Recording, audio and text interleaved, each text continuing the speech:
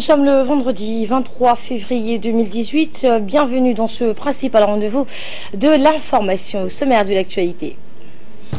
Les élections législatives djiboutiennes de 2018 se sont tenues aujourd'hui afin de renouveler les 65 membres de l'Assemblée nationale, et ce pour un mandat de 5 ans. Et une soirée justement spéciale électorale que vous pouvez suivre sur la une en langue française et arabe, en Somalie sur la chaîne 2 et en langue afar sur la chaîne 3, et ceci de façon simultanée sur toutes les chaînes de la radiodiffusion de Djibouti. Et le président de la République, Ismaël Omar Guelleh, s'est acquitté aujourd'hui de son devoir civique de vote dans le cadre du scrutin législatif organisé depuis ce matin dans notre pays. Comme à l'accoutumée, il était accompagné de son épouse, la première dame et présidente de l'Union nationale des femmes djiboutiennes, Madame Khadra Mahmoud Haïd. Le président Guelleh a voté au district de Djibouti, précisément au bureau numéro 1 de cette enceinte. Le chef de l'État, comme à l'accoutumée aussi, après avoir glissé son bulletin de vote dans l'urne, a répondu aux questions de la presse, notamment internationale, largement représentée ces jours-ci dans notre pays où elle couvre la campagne et les élections législatives. Je me réjouis, a-t-il dit, vous l'entendrez, que le vote se déroule dans la paix et la sérénité. Un vote serein, et il a garanti que l'élection se produit dans la transparence et l'équité, a-t-il également fait observer.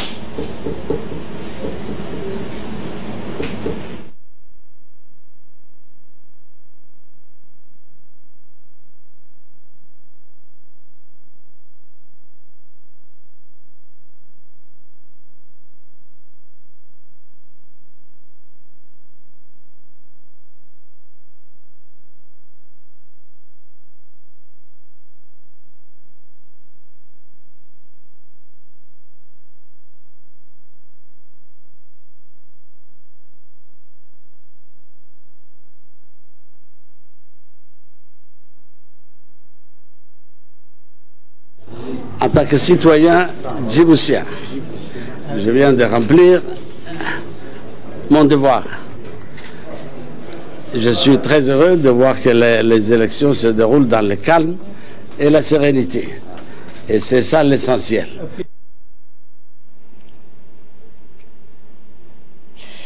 La tête de liste de la coalition de l'Union pour la majorité présidentielle pour la circonscription de Djibouti-Ville, Abdelkader Kamel Mohamed, a également accompli son devoir de citoyen en votant. Il était accompagné par ses 34 colistiers. Les candidats UMP de Djibouti-Ville ont voté aux côtés de plusieurs hauts responsables et citoyens djiboutiens.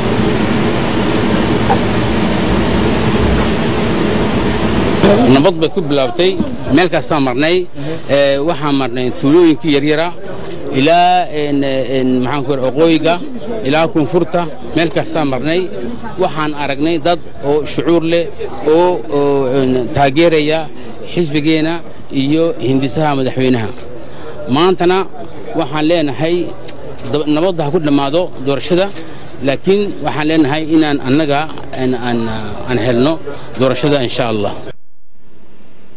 Et après 2 semaines, la campagne électorale s'est officiellement terminée ce 21 février à minuit. Aujourd'hui, environ 200 000 électeurs répartis, dont 468 bureaux de vote doivent élire 65 députés à l'Assemblée nationale. La tête de liste de la coalition UDJ-PDD, Mme Ilaya Ismail Guedi Khaled, a voté ce matin aux zones portières sud en compagnie de son époux.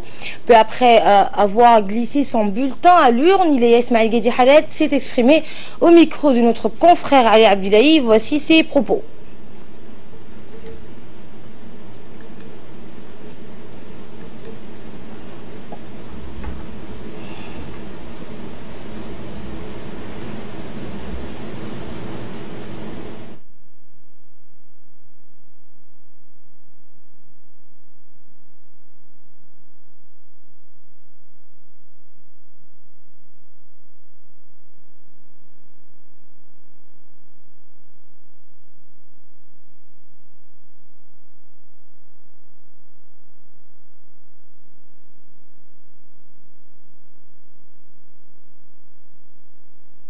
Oh, tout s'est très bien déroulé, hein. À première vue, tout s'est très bien passé et nous avons mené une très belle campagne, hein. Ce fut une très belle campagne.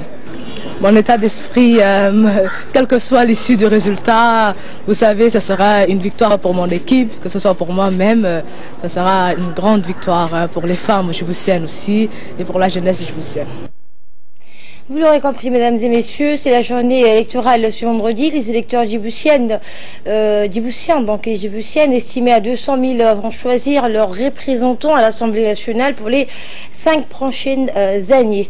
4 formations politiques ou partis coalisés sont en lice pour ces législatives. Le nombre de bureaux de vote est de 468, on le rappelle, sur l'ensemble du territoire national. 57 bureaux à Dikil, 48 à Tadjoura. Chaque bureau de vote comprenant pas plus de 500 électeurs, 65 sièges sont à pourvoir. Pour Djibouti-Ville, 35 députés. Tadjoura, 16 891 électeurs, 6 députés. Ali Sabiye, 6 députés. Arta, 3 sièges et 11 députés. 80% des sièges seront attribués à la liste arrivée en tête. Les 20% des sièges restants seront octroyés à la liste dépassant le seuil électoral de 10%. Et si le seuil de 10% arrivé en tête remportera la coalition. Si le seuil de 10% n'est pas franchi, la liste arrivée en tête remportera la totalité des sièges de la circonscription. Ce mode de scrutin, institué suite à la modification en 2012 de l'article 33 de la loi électorale, a été utilisé pour la première fois lors des élections précédentes en 2013. Auparavant, la liste arrivée en tête recevait l'intégralité des sièges de la circonscription. Depuis le 11 janvier 2018, un quart des sièges sont réservés aux femmes, soit 16 députés. Auparavant, ce quota était d'un 10e. Et selon le ministre de l'Intérieur par intérim, aucun incident n'est à signaler. Dans la capitale, 35 sièges sont à pourvoir. 2 listes s'affrontent, celle de l'UMP dirigée par M. Abdelkader Kamel Mohamed et la liste coalisée UDJ-PDD dirigée par Ilaya Ismail Guedi. À Tadjoura, l'ARD et l'UMP se disputent les 6 sièges que compte la circonscription. Alors qu'à Ali Sabiye, c'est un face-à-face, c'est de l'UMP. Les électeurs dans la capitale ont accompli leur devoir ce matin dans le calme et la sérénité à Djibouti et dans le Grand Frambourg, donc de Belbela. Les délégués de chaque formation étaient présents ainsi que les observateurs de la Ligue arabe, de l'Union africaine et de l'OCI. Et la Commission électorale nationale indépendante, la CENI, a déployé toute son énergie pour remplir sa mission.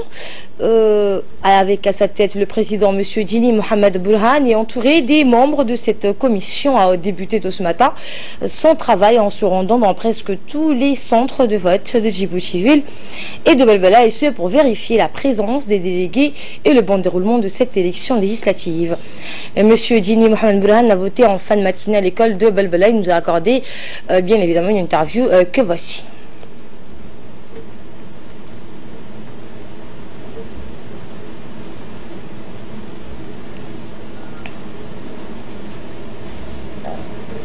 Visiter tous les bureaux, tous les centres de la ville de Djibouti, à l'exception de Hadji Dide et de Kerseng, dont je m'apprête à visiter à partir de 4 heures de l'après-midi. Mais en ce qui concerne les autres centres, je suis passé dans tous les centres de ce vote, et c'est pourquoi je suis revenu pour revoter dans mon bureau de vote. Et mon impression est que les choses se passent dans de très bonnes conditions et dans de conditions de fraternité. Les Djiboutiens sont un peuple mûr, sont des gens mûrs et qui votent depuis plusieurs décennies. Alors, nous n'avons vu aucun incident et nous souhaitons à notre pays que les élections se terminent dans une situation apaisée. Et dans la circonscription de Tadjoura, les têtes des listes en compétition de la ville blanche, respectivement Hassan Mohamed Hassan et Ibrahim Chiham-Daoud, ont également voté pour s'acquitter de leurs devoirs civiques. Certains membres du gouvernement natif de la région ont également voté les candidats de la liste UMP de Tadjoura.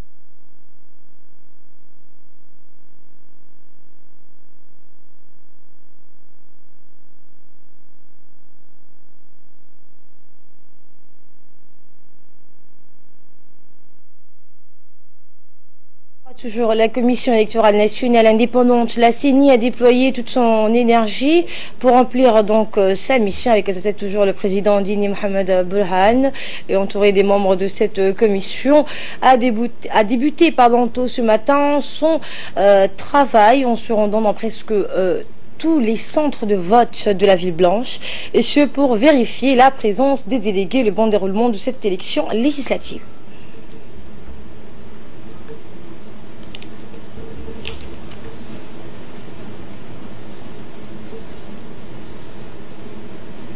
Dans la région de Dikil, l'élection législative s'est déroulée dans le calme et la sérénité. Tôt ce matin, les électeurs de la ville de l'Unité sont sortis en masse pour accomplir leurs devoirs civiques et élire leurs 11 représentants à l'Assemblée nationale.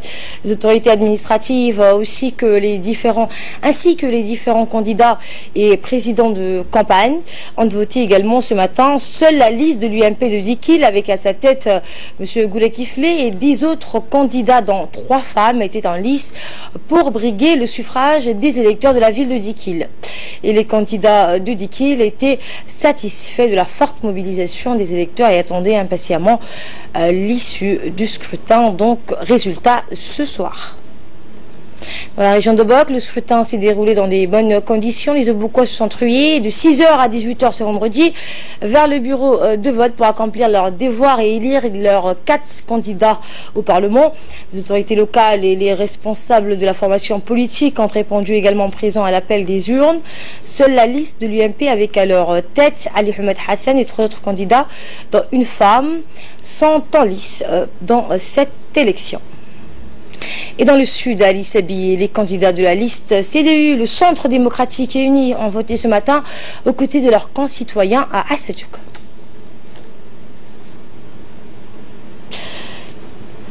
Et on reste toujours au sud du pays, à Arta cette fois, où les habitants de cette région se sont trués de 6h à 18h ce vendredi vers les bureaux de vote pour accomplir leurs devoirs et élire leurs 3 candidats au Parlement. Les autorités locales et les responsables de la formation politique ont répondu également présents à l'appel des urnes. C'est la liste de l'UMP avec à leur tête Omar Wabel Malo et 3 autres candidats, dont une femme est en lice dans cette région. Les élections législatives désigneront ce soir ceux qui représenteront les voix du peuple. Mais les vraies questions qui se posent sont quels sont ces enjeux, en quoi la politique touche la vie de tous les jours de chaque Djiboutien résidant sur le territoire national. Comprendre les élections, les enjeux des élections, s'intéresser au débat, comprendre où se joue l'organisation de notre société avec des visions démocratiques, plus ou moins solidaires et sociales, plus ou moins respectueuses de l'environnement. Éléments de réponse dans ce magazine de la rédaction. Regardez. Les élections législatives désigneront bientôt ceux qui représenteront les voix du peuple. Mais les vraies questions qui se posent sont: quels sont ces enjeux? En quoi la politique touche la vie de tous les jours de chaque Djiboutien résidant sur le territoire national? Comprendre les enjeux des élections, s'intéresser au débat, comprendre où se joue l'organisation de notre société avec des visions démocratiques plus ou moins solidaires et sociales, plus ou moins respectueuses de l'environnement. Le but est d'apporter un éclairage et ainsi donner les clés pour comprendre que la question des élections des députés pose celle de la société dans laquelle nous voulons vivre afin de contribuer à ce que davantage de citoyens soient capables d'agir pour une société dans laquelle les droits sociaux, culturels, économiques, écologiques et politiques des hommes et des femmes sont au cœur des priorités. Dans une société, les intérêts entre les divers groupes sociaux diffèrent, mais pour satisfaire ces besoins, chaque individu est dépendant des autres. La question centrale posée à la société, la question que le politique doit chercher à résoudre est comment s'organiser pour vivre ensemble sur un territoire entre individus dépendants les uns des autres et ayant des intérêts différents. Célèbre formule de Paul Ricoeur, le philosophe français. En démocratie, pour régler cette question, on élit des personnes qui représentent l'ensemble des habitants aux intérêts différents. Les personnes élues délibèrent entre elles et décident à la majorité. On considère ensuite que leurs décisions sont légitimes et représentent l'intérêt général. Il ne s'agit pas d'un intérêt général qui existerait en soi, mais d'un contrat social, à un moment donné, entre les intérêts divergents des forces sociales dont les élus sont les représentants. Lors des élections, les différentes listes expriment plus ou moins les intérêts de telle ou telle classe sociale, groupes sociaux. Des alliances sont passées entre les représentants des forces sociales, d'où l'intérêt par exemple de choisir librement son candidat et de ne pas céder à l'appel du vote utile. L'enjeu des élections pour un citoyen est de faire légitimer ses intérêts et sa vision du monde par la collectivité.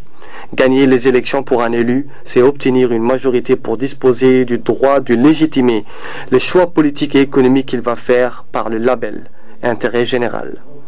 La Déclaration universelle des droits de l'homme stipule que la volonté du peuple est le fondement de l'autorité des pouvoirs publics.